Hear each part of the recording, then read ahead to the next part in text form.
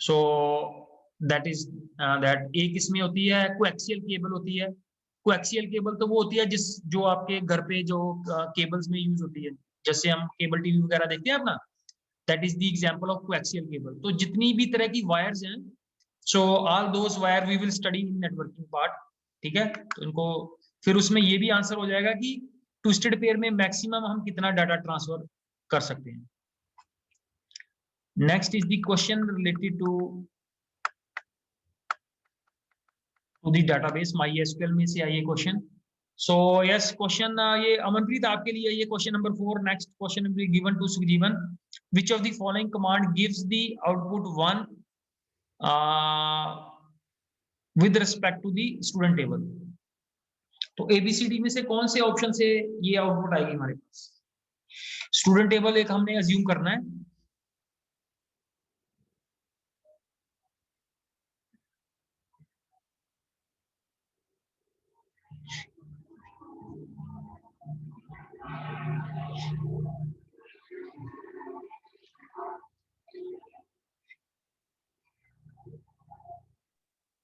Sir table नहीं दिया उन्होंने, मेरे को पता ही नहीं लग रहा sir.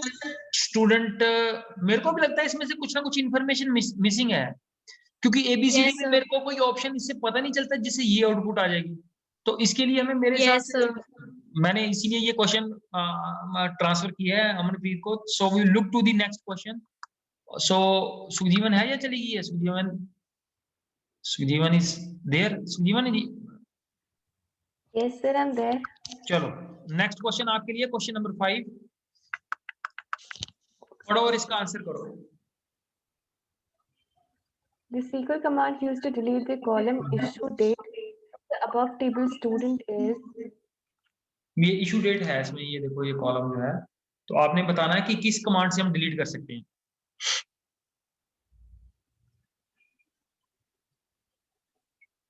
ABCD। Sir, I think so. सी और चलो अमनप्रीत है वहां पे या नहीं?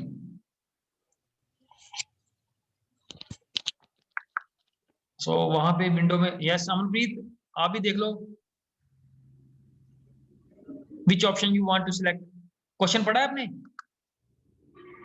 सर एक बार फिर से दिखाना। ये क्वेश्चन नंबर 5।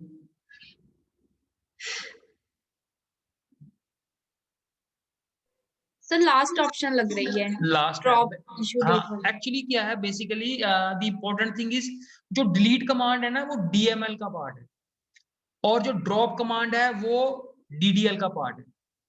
ठीक है, और हमने करना क्या है, हमने कॉलम ये we the command use to delete the column, तो कॉलम को डिलीट करना है हमने, that is from the above table. तो ये इसी कमांड से होगा, drop command is use to remove the column. ठीक है, तो alter table and then the table name, then drop is the keyword, then we have used the name of the column. So with this we will be able to delete this particular column from this student table issue date. ठीक है, yes सुजीवन? Yes, sir. Yes, sir, understood. I got confused with delete and drop. ठीक है, इसीलिए बेटा confusion, ये class confusion को remove करने के लिए है ये। Next is question number 6, which of the following is not a valid class in SQL। सो ये इजीएस्ट क्वेश्चन है, ये मैं अपने लिए रख लेता हूँ। So I think this is where भी क्लॉज है, और बिटवीन भी क्लॉज है, ग्रुप बाय क्लॉज है। I think minimum is not a valid class of this in SQL। ठीक है, मिनिमम तो वही फंक्शन है। Next, moving to the question number 7. So this question goes to Amanpreet. Amanpreet, आराम से पढ़ लो question. The output of the following select average margin. Average के ऊपर हमने margin column के ऊपर average operation apply किया है from the shoes table with respect to the table हमें given है। तो ABCD में से आपने ऑप्शन सही बताना है कौन सा, 2.6, 2, 13 और 26।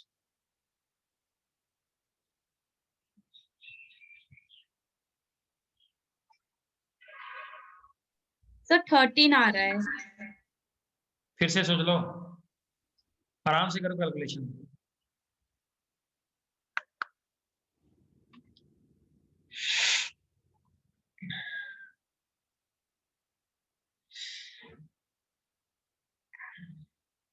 सुखजीवन,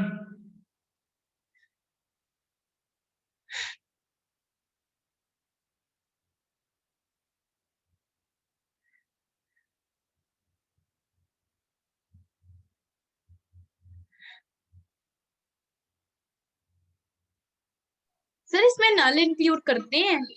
नल तो नहीं इंक्लूड होगा, नल विल नॉट बी इंक्लूडेड। 13 तो आएगा नहीं इसका आंसर बेटा। ये देखो कितनी वैल्यूज है, 1 2 सर 3। मैंने 2 से डिवाइड कर दिया, वो अभी देखा मैंने। 2 से नहीं करना है, ये एवरेज है, एवरेज नंबर ऑफ आइटम से डिवाइड करना है हमें। 2.6 लग रहा है मेरे को इसका आंसर ना। यस ये सर 2.6। 10 प्लस 9 19 और ये 7 26। तो 26 divided by 5 plus 3 8 and 2 10। So 26 divided by 10, so the answer will be 2.6। ठीक है जी। So the next question is, consider the, ये डाटा फ्रेम हमें गिवन है, given below. So when Zyle applied a data frame function, it gave the output as below. Choose the function used by her। तो ये output आ गई है उसके पास, तो आपने बताना है इसमें से कौन सा फंक्शन उसने यूज किया है। रीअरेंज किया है, रीनेम किया है। रीनेम तो होगा नहीं मेरे को लगता है। री index,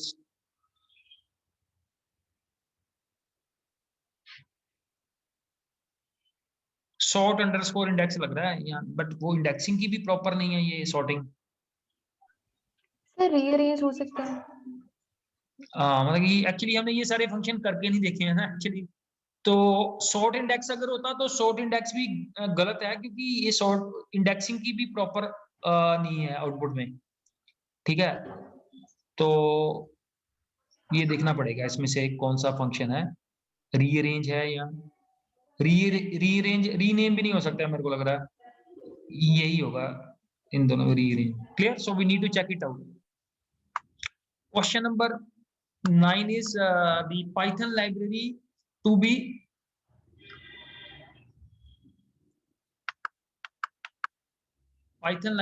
imported when we need to apply the multiple aggregate functions in a single statement।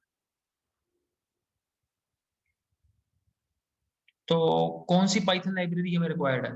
pyplot भी नहीं रिक्वायर्ड है, मैटप्लॉटलिब भी नहीं रिक्वायर्ड है, numpy और pandas में फंक्शन कंपटीशन है ये। anyone who is sure about this?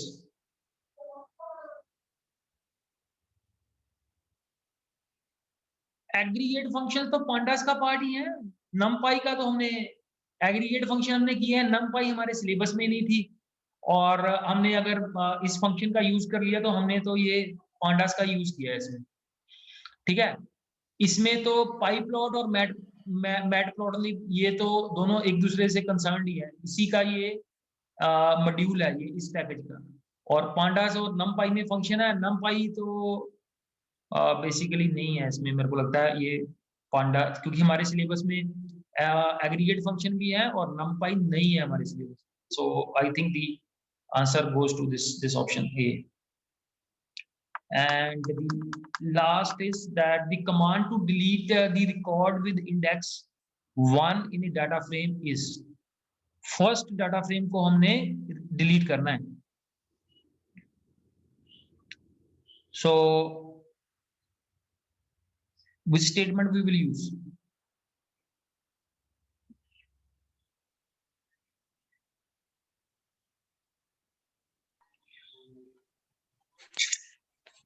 So it could be A option, क्योंकि पॉप ऑप्शन में तो वेरिएबल असाइन करना पड़ता है ना। पॉप में, हाँ पॉप में इंडेक्स वैल्यू हम डालते नहीं है मेरे को लगता है। ठीक है, तो और वेरिएबल ये भी the best way is that इसको प्रैक्टिकली करके देख लेंगे, that is then we will get the answer.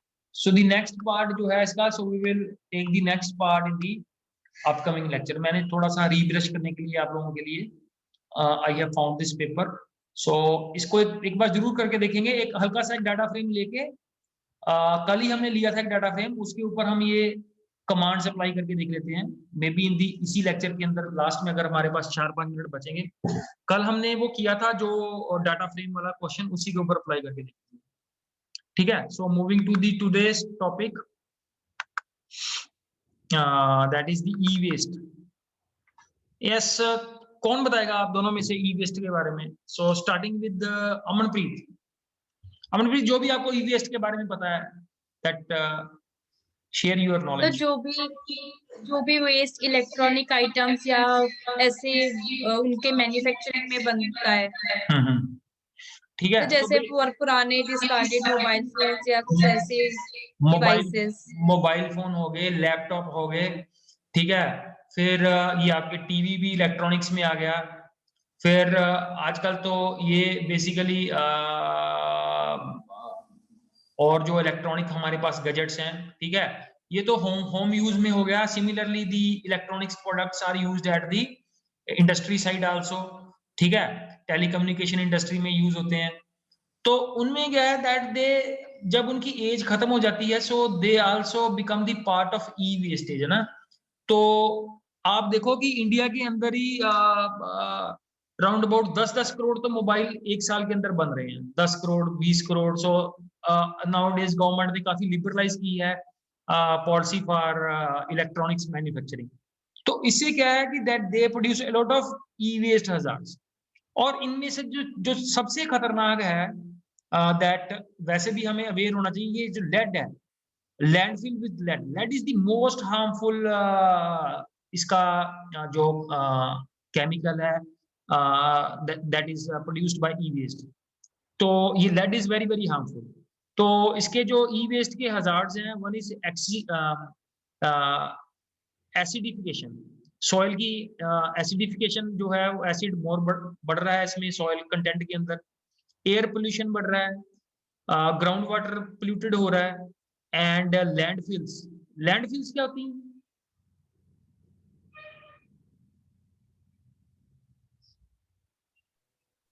Sir बड़े बड़े गड्ढे होते हैं। हाँ ठीक है, ठीक है।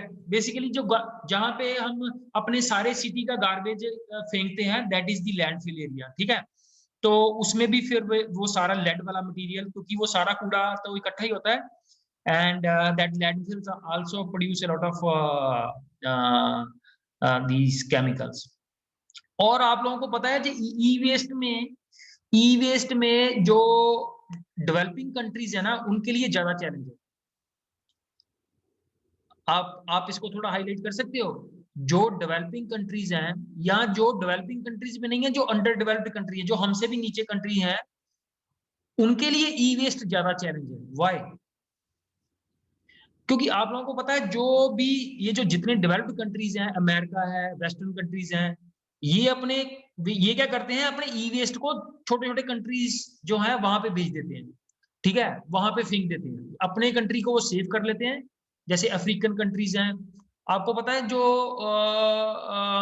ये जो जब ये शिप होता है ना, जब शिप की लाइफ एक्सपायर हो जाती है, तो ये मोस्टली जितने अंडर डेवलप्ड कंट्रीज है ना, या we are India becomes the part of basically the developing country. तो वो क्या करते हैं कि जब शिप की एज एक्सपायर हो जाती है, तो उसमें बहुत ज्यादा केमिकल्स होते हैं एक शिप के अंदर। तो उसको जो तोड़ने की जितनी भी इंडस्ट्रीज हैं, mostly they are in Bangladesh, India, ऐसे कंट्रीज में है। इंडिया ने क्या किया है, अब इंडिया ने एक लॉ बनाया है जिससे इंडिया कैन प्रोटेक्ट कि कैसे उसको बेसिकली तोड़ना होता है उस शिप को, बिकॉज उसके अंदर क्या होता है, बहुत ज्यादा केमिकल्स होते हैं शिप्स के अंदर जब उनकी लाइफ एक्सपायर हो जाती है। So that is also huge industry, but that also produce a lot of e waste like that sort of, जो एनवायरनमेंट के लिए काफी ज्यादा harmful. Now looking at the effects of e waste on humans के ऊपर क्या क्या effect है? लंग्स कैंसर है, डीएनए डैमेज होता है इससे, अस्थमेटिक प्रॉब्लम्स आएंगी, chronic damage to the brain because lead is the biggest killer, and last is damage to heart, liver and spleen। ये spleen क्या है, कुछ पता है आप spleen के बारे में? कौन बताएगा? सर एक ऑर्गन होता है बॉडी में जो अगर हार्ट ब्लड की सप्लाई करना बंद कर देता है तो इमरजेंसी में वो सप्लाई करता है, मतलब जो हाँ, भी लिक्विड्स को मैनेज करता है बॉडी में। बेसिकली जो मैंने नेट से पढ़ा था मैं वही बता रहा हूँ आप लोगों को। तो दैट इज बेसिकली ये ब्लड को प्यूरिफाई करता है। स्प्लीन्स का जो मेजर टास्क है that is to purify the blood. तो ये इन सभी ऑर्गन्स को ये डैमेज करता है, that is the e hazards. Next moving on the e waste management. So proper disposal of used electronic gadget. So e waste के ऊपर has become a problem in India also. So ये जो पुरानी figure है, as an 130 crore strong economy, so 130 crore people, I think, a strong economy, we produce e-waste in large quantities. It is very important to dispose of the waste in a pragmatic manner. So what are the ways they have suggested? That is, give back to your electronic companies and drop off points. तो ये भी काफी जितनी major companies हैं, Samsung है, ऐसी company ये क्या करती हैं, इन्होंने अपने अपने सभी ने सेल बनाए हुए हैं। मेरे को नहीं पता इंडिया के अंदर कितने इफेक्टिव हैं, बट वो घर के आपसे पूछ भी लेते हैं कि अगर कोई ऐसा आपके पास इलेक्ट्रॉनिक प्रोडक्ट है जो आप यूज नहीं करते तो आप हमें दे सकते हो। इन कंपनीज को आप हैंड ओवर कर सकते हो, जैसे पैनासोनिक है। सो पैनासोनिक वाले बहुत सारी कंपनीज हैं which are using this policy. ठीक है, कि आपका इलेक्ट्रॉनिक प्रोडक्ट की एज खत्म हो गई है, so then you hand over the product to them. दूसरा है हमारे पास civic institutions। तो ये these are very very weak in India। बहुत सारे cities हैं जहाँ पे शुरू होगा। मेरे को नहीं लगता कि लोगों में इतनी अवेयरनेस है। और civic institutions जैसे म्यूनिसिपल कॉर्पोरेशन होती हैं जो बेसिकली रिस्पॉन्सिबल है इसको ई वेस्ट को हैंडल करने के लिए। So maybe things are going in India. Donating your outdated technology. So आप डोनेट भी कर सकते हो उसको, clear, again to the required जो कंपनीज हैं जो उसको प्रोसेस कर पाए। Sale of outdated technologies. तो कई बार हमें क्या ऑफर भी आते हैं कि आप पुराना हमें ये अपना मोबाइल दे दो एंड एक्सचेंज कर लो उसको। And last is give your electronic waste to certified e waste recycler. तो रिसाइकलिंग के ऊपर भी बहुत सारा काम हो रहा है, that is so you can hand over the products to them. Next is the awareness of health concerns related to the use of this technology. That is, first is the physical problem. So repetitive strain injury. So this pain exists even when the resting and the lightest work becomes hard to do. तो ये problem हमारे पास generate होती है। Carpal tunnel syndrome की problem generate होती है। Computer vision syndrome.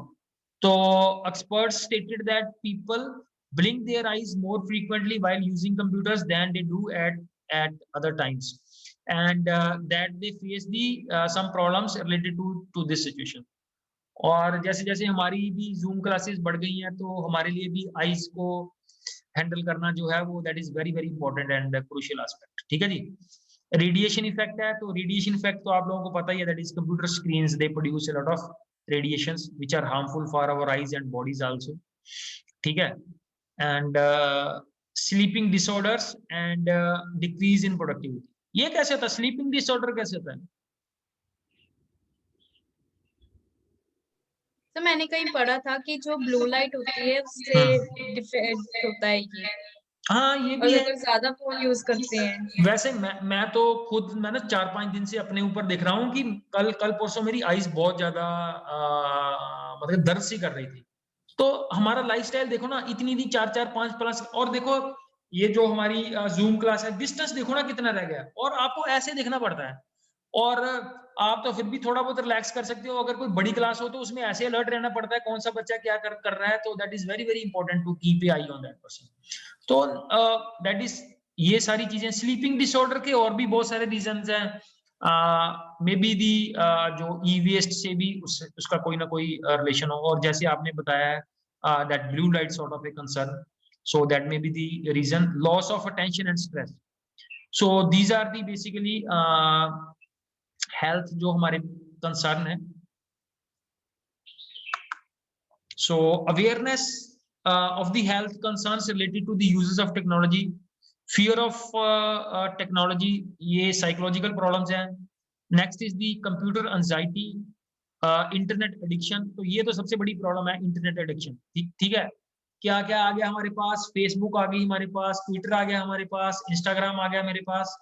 तो देखो इन इन चीजों के जितनी ज्यादा हम इन चीजों का यूज करेंगे, so that is the no, किसको पता चल रहा है कि हम इससे अच्छी चीजें कौन सी कर रहे हैं और खराब चीजें कितनी करी जा रही हैं। यूट्यूब है, यूट्यूब भी that is another source of this internet addiction. तो ये भी है, दैट इज ऑल दीज, ये सारी जो प्रॉब्लम्स है ये साइकोलॉजिकल प्रॉब्लम है। और लेटर ऑन इसका जब भी आपको कोई साइकोलॉजिकल प्रॉब्लम होगी, अल्टीमेटली वो आपकी बॉडी के ऊपर जरूर इम्पैक्ट लेके आएगी। ये कभी नहीं होगा कि आपको कोई साइकोलॉजिकल प्रॉब्लम है और आपकी बॉडी हमेशा बड़ी अच्छी रहेगी, बॉडी के ऊपर भी इम्पैक्ट धीरे धीरे करके आ जाएगा।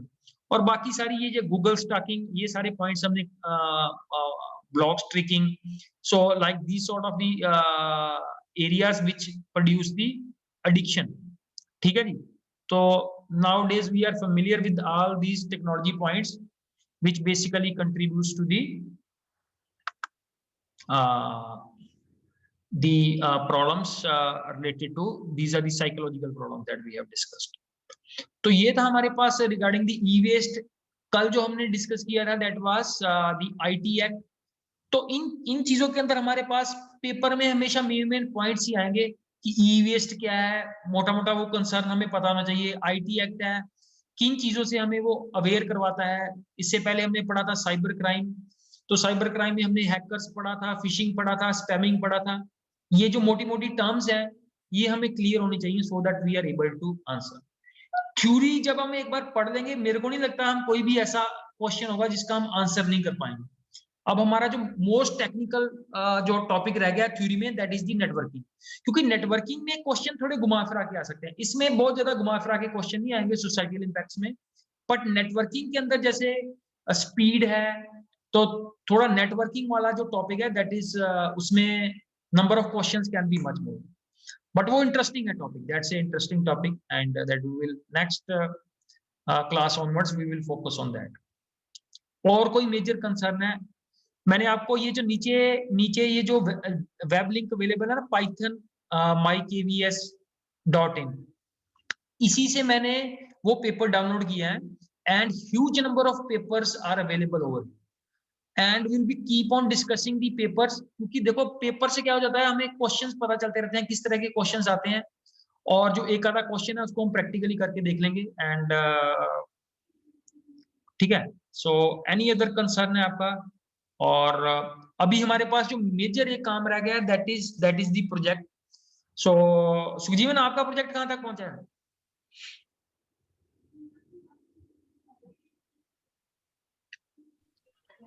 तो एक्चुअली मुझे ना समझ ही नहीं आ रहा मैं कहाँ से क्या स्टार्ट करूँ। चलो कोई बात नहीं, फिर पहले मैं और नेहा थे and now I am left alone. और कोई बात नहीं, तो ऐसे अब जितने भी बच्चे कर रहे हैं just वो thinking. सिंगल ही कर रहे हैं। अब टीम वगैरह वाला कोई कंसेप्ट नहीं है, और मेरे को लगता नहीं है कि टीम फॉर्मुलेशन रिक्वायर्ड है बहुत ज्यादा, स्टैंड अलोन में बन जाएगा ये। हाँ जी। यस सर, मैंने और हम सब ने ट्राई किया था बट शेयरिंग बहुत मुश्किल थी तो हमने अकेले अकेले कर लिया। हाँ कोई बात नहीं। इंद्रवीर का भी प्रोजेक्ट है, उसका प्रोजेक्ट भी मैं चाहता हूँ कि एक बार हम सिलेबस खत्म कर लें और फिर उसके बाद हम ये प्रोजेक्ट के ऊपर ही एक्सक्लूसिवली फोकस करेंगे। और मेन चीज है प्रोजेक्ट के ऊपर 5 मार्क्स वाला टाइम हमने स्पेंड करना है। We will not spend a lot of time on the project. आप टेंशन ना लो, प्रोजेक्ट 101% आराम से बन जाएगा। सो ये है कि एक अमनप्रीत का प्रोजेक्ट आ जाएगा, एक इंद्रवीर का आ जाएगा, फिर थोड़े से पॉइंट मैं और भी कलेक्ट कर रहा हूँ। So we will finish it off in a lesser period of time. ठीक है, so need not to worry, we will complete this project also. Yes, any other concern? तो नेक्स्ट जब हम इसके बाद एक वीक लगेगा मेरे को लगता है नेटवर्किंग वाला टॉपिक खत्म करते हुए, और उसके बाद हमारे पास ये प्रोजेक्ट ही खाली बच जाएगा जो हमारे पास पेंडिंग एक्टिविटी रह जाएगी। और आपको पता है एग्जाम का, आपको पता है that is they will start from the month of November, और मेरे को लगता है क्लासेस तब तक हमारी ऑफ हो जाएंगी ये, कि एग्जाम में तो आपकी क्लास नहीं होती आप लोगों की ना। ठीक है, so thank you very much. So we'll meet tomorrow and we will continue discussing the one of the उस पेपर को आगे डिस्कशन करेंगे। Thank you very much. Thank you sir. Thank you. Thank you, sir. Okay, madam.